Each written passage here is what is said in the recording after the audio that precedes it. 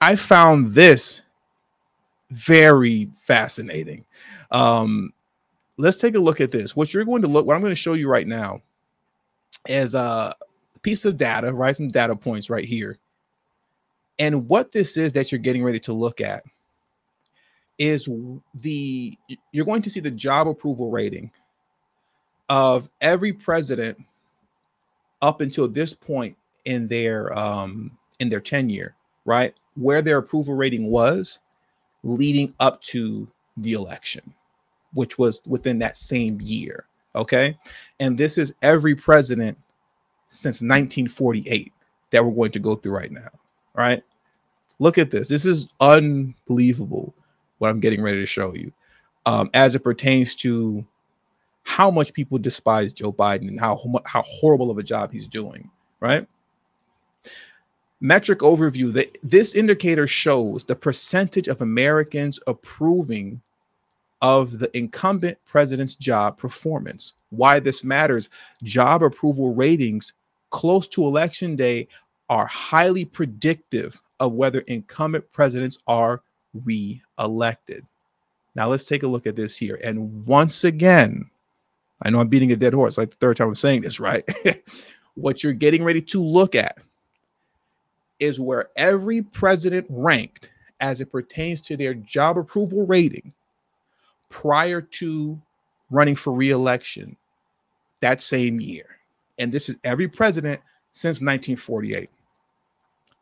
So currently, as it stands, Joe Biden's job approval rating is 41%.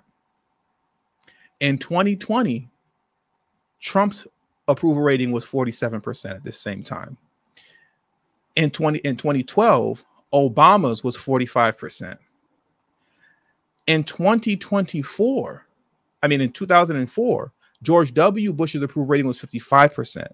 In 96, Clinton's approval rating was 47%.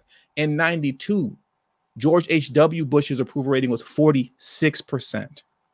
In 1984, Ronald Reagan's approval rating was 54%. At this same time in 1984, in 1980, Carter's approval rating was 57%. In 1976, Ford's approval rating was 46%. It gets better. In 1972, Nixon's approval rating was 49%. In 1964, Johnson's approval rating was 77%. In 1956, Eisenhower's approval rating was 77%. And in 1948, what is that? Harry S. Truman? Harry Truman's approval rating in 1948 was 53%. 53% at this time in 1948. 53%. That is horrific. That is horrific when you're getting destroyed approval-wise by Eisenhower and Truman. We're talking about 1948 and 1956. Joe Biden's approval rating is lower than all of them. All of them. And let's not also forget the fact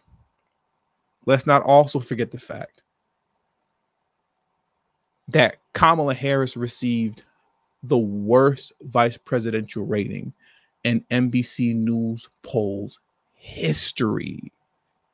According to a new NBC News poll, and many of you remember this, we talked about this a while ago, only 32% of registered voters have a positive view of Harris compared to 49% with a negative view, including 39% with a very negative view. This leaves Harris with a net negative 17 rating, which NBC News noted is the lowest of any vice president in the poll's history. How is it